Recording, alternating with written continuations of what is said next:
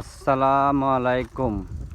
আশা করি ফেসবুক বন্ধুরা আপনারা সকলেই ভালো আছেন এবং ইউটিউব বন্ধুরা আপনারা সকলেই ভালো আছেন। আমি আপনাদের সামনে একটা কবিতা আবৃত্তি করব।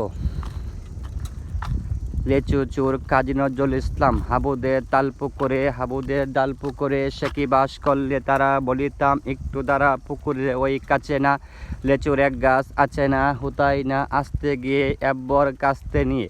গাছে গিয়ে যেই চড়েছি ছোট্ট এক ডাল ধরেছি, ও বাবা মরাদ করে পড়ছি সারা জুড়ে।